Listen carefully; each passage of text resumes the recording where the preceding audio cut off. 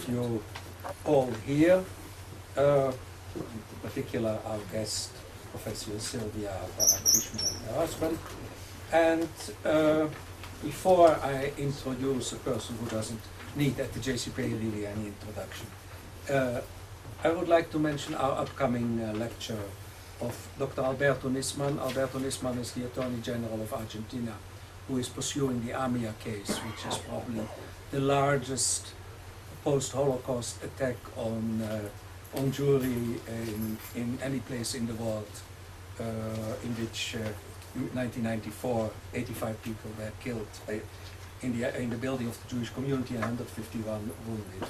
And he will speak Spanish and with English translation on where we are at in the AMIA bombing investigation.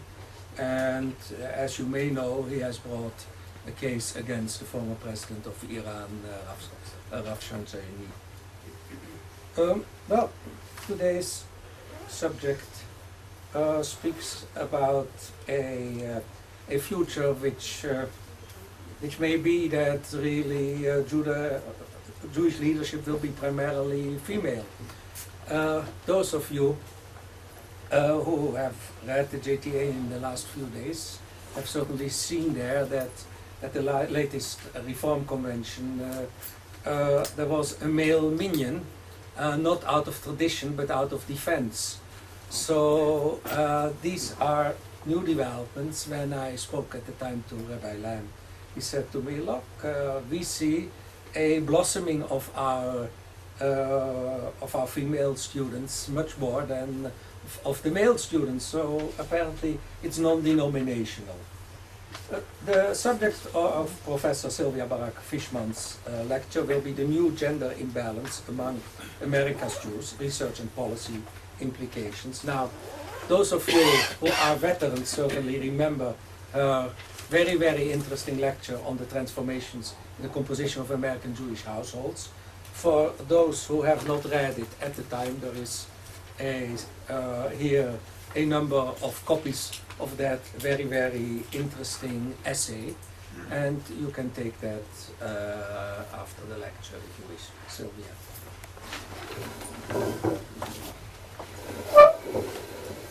I'm very excited to be here sharing these data with you. This is actually the first time that I'm presenting them in a public forum, because this is research that I'm involved in doing right now. And what got me started in looking at gender issues among parents of Jewish children was a study that was done in Boston that some of you may have read about, a study of the Boston Jewish community. The factoid that got a lot of play in the press was that 60% of intermarried families said that they wanted to raise Jewish children. That was the piece that got a lot of play in many Jewish newspapers. The piece that didn't get a lot of play in Jewish newspapers was that if you looked at those interfaith families, you saw that 9 out of 10 Jewish mothers who were married to non-Jewish men, 9 out of 10 Jewish intermarried women, said they wanted to raise Jewish children. But only about half of the Jewish men who were married to Christian women said they wanted to raise Jewish children. So it was interesting to me that that didn't get any play in the press. But I wondered to what extent the activity of doing Jewish had been transferred to women in general in the United States. In other words, was this statistic, in fact, sort of the tip of the iceberg, an indication that there had been a transference of responsibility for Jewishness from, say, 2,000 years of patriarchy to a new era, just in the United States I'm talking about, a new era of what you might call matriarchy. And if so, it really hasn't been looked at very much. It hasn't been studied, although the fact of the male minyan and the Reform Biennial in San Diego indicates that in the Reform movement, people are noticing this gender imbalance and beginning to pay attention to it. So What I'm going to share with you today is statistics which we have just run from the 2000 National Jewish Population Survey. The reason that these statistics will not match what you have seen before is because I only looked at parents with children under 18 living at home. Because a lot of religious issues don't really surface in people's minds until they have children. In fact, if they're not intensely religiously involved, very often people think religion doesn't matter to them until they have children. So I was only looking at men and women who had children under 18 living at home. And I was looking in my interview data. I also I have over 300 interviews that I've done for various research projects. I went back to those interviews to look there also at the mothers and fathers. And I looked at what both the Jews and the non-Jews said, because I interviewed non-Jewish spouses as well as Jewish spouses. So I was looking at men and women, Jewish and non-Jewish, and also whether or not these people are in marriages between two Jews and marriages between a Jew and a non-Jew. So I was looking at the intersection of a lot of different factors, and that's what I'm going to present to you this morning. Now, I want to just define a few terms before we get started. First of all, gender, when I use the word gender, it's not just a fancy word for differences in sex. Gender is the behavioral combination of activities that each society says is attached to a particular sex. So it's not the same thing as sex. And actually, Jews are a very, very good, Jewish culture is a very good way to look at the difference between sex and gender, because Jews have always defined gender in very specific ways that you wouldn't necessarily associate with that sex. So if we think about in traditional Jewish societies where maleness is defined by intellectual skills in learning certain texts, and by prayer on a regular basis, and by observing certain rituals. That's not true of every culture. In fact, most cultures don't define maleness by skill in intellectual activities. So, you know, some people were defining maleness by hunting and fishing, and Jews were defining it by being able to learn a page of Talmud. And as in most societies, femaleness, which is also a social construct, as a gender construct, was defined by not maleness. So whatever the guys were doing, the women were defined by not doing what the guys were doing. And actually we see the traditional gender roles within Jewish societies begin to change with the Haskalah, with the Jewish Enlightenment, and we especially begin to see them change in Germany, where German Jews in the 18th and 19th century begin to take on bourgeois notions of gender roles. So you see the idea that women should stay home and that men should be the primary breadwinners. That becomes a shift in gender role construction. Certainly in very pious European Jewish families prior to that, it was very common for women to work outside the home for pay. And nobody thought that made women less female, and nobody thought it made their husbands less male. But the bourgeois, the middle class ideal, which Jews began to absorb in Germany and then absorbed even more in other Western cultures, including the United States, was that the man needs to be the primary breadwinner. That's one of the definitions of maleness. And femaleness being the opposite of maleness, what defines a female is that the woman is responsible not just for the home, but also for things which were perceived as going with that domestic task. And interestingly, one of the definitions of femaleness in middle class German culture and then in the United States was that the women were responsible for passing on religious traditions. And that's where this all starts. The pattern which we're seeing coming to fruition now is one in which women are more and more seen as the religious ones, while men are less and less seen as the religious ones. So if we look at the contemporary American scene, one of the ways in which we see differences in men's and women's roles is that women now are responsible for, not to the exclusion of men, but the way it's perceived is as equally responsible for, text study, public prayer, and leadership positions. Women have become scholars. They have produced a lot of scholarship. And also there are changes in the United States, sweeping changes in the way in which women mark their life cycle events. So there is much more participation for women in many marriage ceremonies in the United States and also in Israel, as a matter of fact. Women try to incorporate more of an active role for themselves. The birth of children and naming children. At least in the United States, it is unheard of for people not to have some kind of a shalom bat, a welcoming ceremony for a female child. It seems perfectly natural and normal.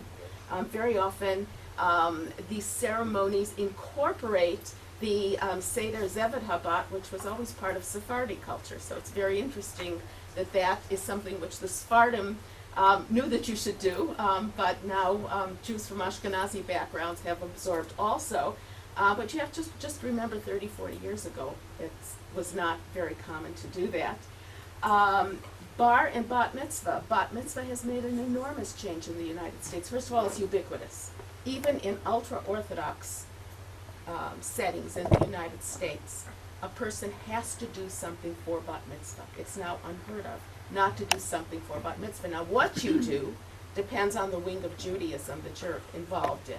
But bat mitzvah has become ubiquitous in the United States, and one of the results of that is that women in the United States, Jewish women in the United States, now get an equal amount of Jewish education to men. The reason for that is that for a big portion of the United States, the only reason boys were sent to Hebrew school, the only reason boys were sent to supplementary schools was to prepare for the bar mitzvah. When the bat mitzvah became expected, so the girls got sent in the same way. So the bat mitzvah is not just something which marks the coming of age of the girl, but it also has had profound implications in terms of equality in educational rights. Another thing which is very, very common in the United States is women saying Kaddish. And I know it's not quite as accepted in Israel, but in the United States, again, even in Orthodox settings, it is in many modern Orthodox settings expected, and that also is a change from what was the most common behavior in times past. In terms of university settings, we now see not only women in Jewish departments of Judaica, we also see the study of things that pertain to women in departments of Judaica. So it's not just importing women in as scholars to study men's stuff, it's also that men and women now understand that looking at Jewish women's history, Jewish women's texts, the roles of Jewish women is part of what it means to learn about Jews, that women are part of actually the Jewish people, strangely enough. But what a lot of people have not paid attention to is that there has been, at the same time, a shifting downward of boys' and men's involvement in Jewish settings on many texts. Until the 1960s, boys outnumbered girls in most Jewish educational settings. Now, even if you're talking about the pre-bar mitzvah years, girls outnumber boys in Hebrew school, okay? This is a huge shift. And after bar bat mitzvah, there is really a precipitous drop. The boys just stop going. There are boys scattered here and there that go, but virtually all boys, except in Orthodox settings, stop going to religious schools after bar bat mitzvah. And a larger proportion of girls continues onward. There are some very good teen settings, and actually one of the reasons this is so upsetting is that statistically we know that you can predict from the involvement during the teenage years how involved people will be as adults. Those teen years are very, very important. It's important to have Jewish friends. It's important to be getting more Jewish information when you're at a more sophisticated level. And what we have is a drop-off of boys during those very important teen years. It's not surprising then, if you look at adult education settings, that in adult education classes, people enrolled, 2/3 to 3/4 of people enrolled in adult education in the United States are women. And the only place where you really have male domination still is at the university level. So you have a number of women there, but it still is primarily a male preserve, you might say. If we look at religious leadership, we have women rabbis and cantors in the Reform, Reconstructionist, and conservative wings of Judaism. Actually, there are years where the entire Reform cantorial class has been female. They keep the rabbinic classes sort of even, male and female, but that is done very, very consciously by who you accept and who you don't accept. There still are more men than women as executives in Jewish communal settings, but again, that's done very consciously, keeping most of the high-level, lucrative jobs for men, not just out of discrimination against women, but because the leaders of the Jewish communal world in the United States don't want that to be perceived as women's work. They don't want it to become feminized. They've seen that happen in the religious world, including presidencies of synagogues, for example, which in many congregations have become primarily a job for women and applied for as women. And some of the changes that you can see in Israel include the creation of women scholars who become yoetzot halacha. They can give advice primarily to women about what are perceived as women's issues. And toanot, women who are trained both rabbinically and legally so that they can argue as advocates on behalf of women who are seeking divorces.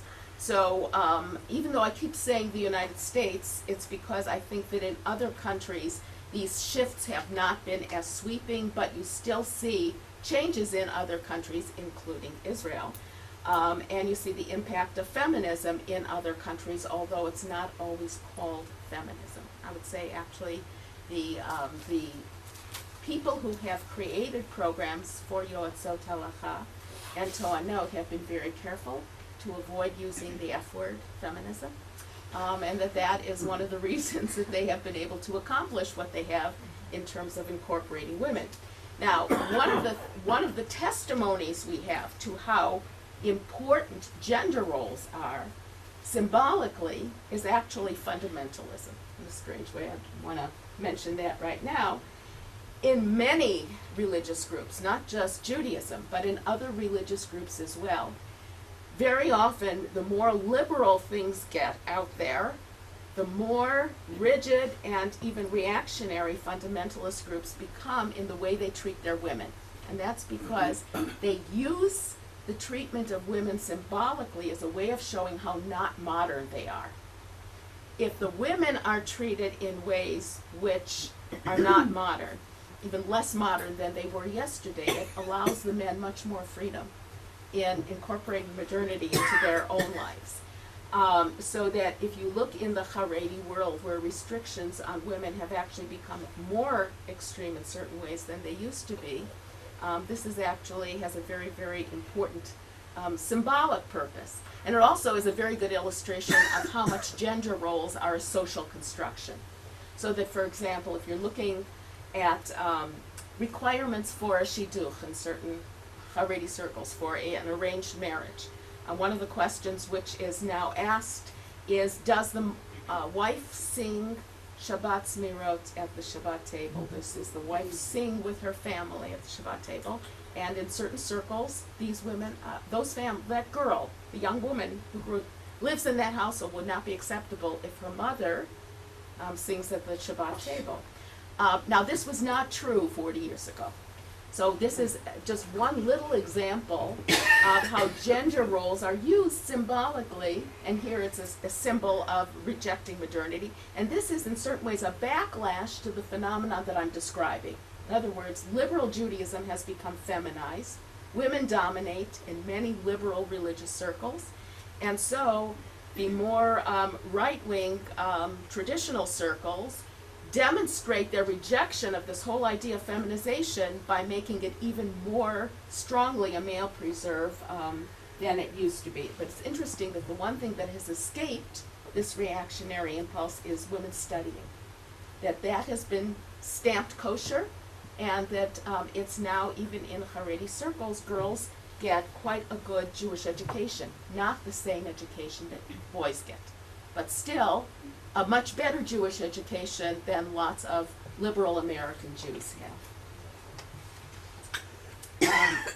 Another aspect of gender changes, which I think is extremely important, is that women are actually the people who have been responsible for the re-traditionalization of liberal Judaism. As women were, for many of them, the first time in their lives, getting Jewish education, as women were learning how to read from the Torah, as they were learning the tropes so that they could read from the Torah in their liberal synagogues, as women were discovering what a talit is and what tefillin are, and many of them coming to Israel to purchase those items and going back and wearing them. There was a point where you could walk into a Reform temple, and from the back you would see that every woman was wearing a kippah that she bought in Israel, beautiful embroidered kippah, and a beautiful talit. And some of the men were. Now, many of you can remember a time when men in American Reform congregations would be prevented from wearing a head covering. Now there are baskets of kippot for men to put on if they wish to. And the people who have been the brokers reintroducing traditionalism into these Reform congregations have been the women. As the women got excited about all this learning, as they got excited about these rituals, and they did them, so their husbands and sons said, hey, maybe there's something in it. So you see the re-traditionalization of liberal American Judaism. The other factor, which is very important, is Israel. Because as the rabbis, as Reform rabbis, were trained in Israel, and as they heard melodies from Israel, and as they saw behaviors, so they brought back an affection to the United States. They brought back with them to the United States an affection for much of the traditionalism that they saw in Israel. So those two factors, feminism and greater involvement with Israel, have really transformed liberal American Judaism and have made it in certain ways much more traditional. But the downside of this, you might say, in terms of the transmission of Jewish culture, is that the women are perceived in married and intermarried families as being the primary religious actors. And what you have up on the screen is a quote from one of the interviews, and this is an in-married Jewish husband. This is a man Jewish man married to a Jewish woman who's talking about how they decided which kind of congregation to affiliate with. And he says, when we decided that we wanted to affiliate with the temple, I was very uncomfortable at first going to a Reform temple because I couldn't get used to the choir or to the organ and to the way just the whole thing was done. I don't think it mattered so much that there was a woman cantor, but it all just sounded so different. Of course, now that I have heard it, it doesn't sound like, even though at first it sounds like a church, but when you hear a church is different. And Jenny's attitude was, and this is the significant part, and Jenny's attitude was, I am going to be the one principally responsible for taking them and for being there, and I have to be comfortable with it. And that is what I am going to be comfortable with. So get comfortable with it. And I am, and it worked out. And what's significant about that quote, of course, is that we're talking here about taking children to the synagogue. This was not always the woman's job, but it is clear for both this husband and his wife, and for many of the people that I interviewed, that that's seen as what the mother does. The father isn't responsible for taking the children to the synagogue. The mother is, and that's why she's the one who is the primary decision maker. Another way in which we see shifting to the woman in terms of religious responsibility is that when you're talking about an intermarriage, the Jewish women are thinking early on about what does this mean in terms of the children that we will have. And it's very, very common in the interviews for both the Jewish wife and her non-Jewish husband to tell me the same story. And the story is, and I interview them separately so they couldn't censor each other. The story is that the Jewish woman let the potential husband know right away when they were dating, you might as well know my children are going to be Jewish. I'm going to raise Jewish children.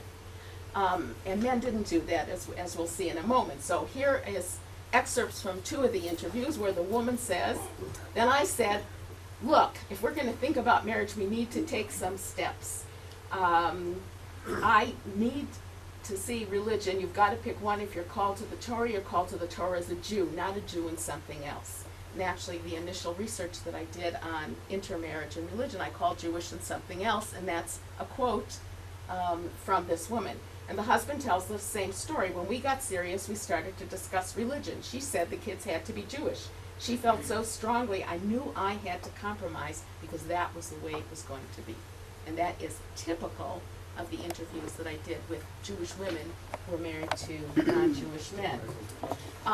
As a result, it's not surprising that, as I mentioned, in Boston, in intermarried families, half the Jewish fathers want to raise Jewish children compared to 9 out of 10 of the Jewish mothers. And you see the result of that at the other end in a survey that was done of Jewish college freshmen.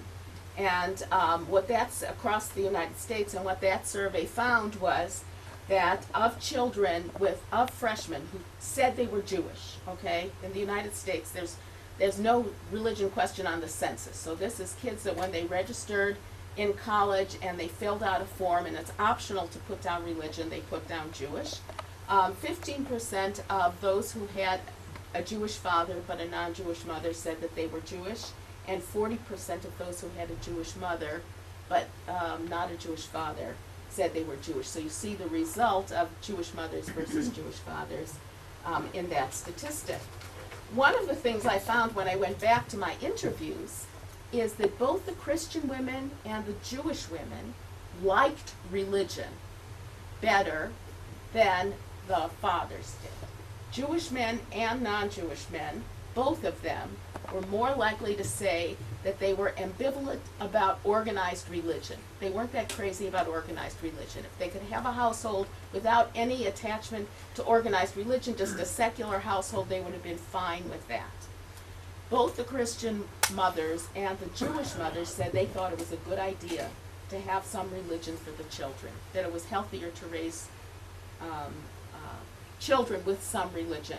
Now, I will say that those differences were much less pronounced in married families. In other words, when it was a Jewish man married to a Jewish woman, those men were much less negative about organized religion than the Jewish men who had married non-Jewish women. And this becomes a motif that you are going to see in the other data as well. And here's an example of a Christian woman who said, and this is very, very typical, all the quotes that I picked are typical quotes.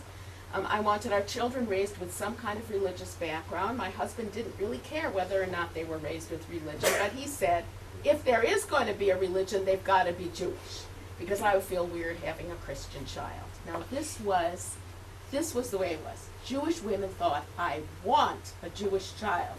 And the Jewish men who were intermarried said, I don't want a Christian child. So you could say that the Jewish mothers were proactive and the intermarried Jewish men were reactive. They would have been happy if their children had no religion, but it really just freaked them out to think that their child was going to be baptized. And so they ended up coming to it with it was a negative, what they didn't want, whereas for the Jewish mothers it was a positive, it was what they did want. And this Christian woman said she sees this with all of her friends too. The men don't want Christian children for a cultural reason. It's kind of a masculine thing. All right, so here you see from the National Jewish Population Survey, one of the questions that was asked that actually has not been explored in any of the literature that I know of is a question on who makes the decision about your child's religion. What you see here is the green is people who said that both I and my spouse make the decision about my child's religion. And the blue is I personally make the decision about my child's religion. So what you see here is that and this is in intermarried families. So intermarried families that are affiliated with any wing of Judaism, okay? Orthodox, conservative, Reform, and most intermarried families, the largest number of intermarried families are affiliated with the Reform movement. What you see is that the mothers, 59% of them say, I make the decision about my child's religion, okay? The fathers who are affiliated with any wing of Judaism, only 22% of them say that they make the primary decision, and 63% of them say that both the spouses together make the decision. So you see there very clearly how the mothers take it upon themselves, and it's their business. It basically has nothing to do with their husband. They're deciding what religion their children are going to be and going to be Jewish. You see there's a big difference when we look at the unaffiliated. Okay, so even in intermarried families, there's a big difference between those that affiliate and those that don't affiliate. Now, if we're looking at the in-married family, so these are two Jews married to each other, here we see much more across the board that both spouses together decide the child's religion. Well, if you're talking about in-married families, they're almost all Jewish children. So it's not really that significant, except psychologically.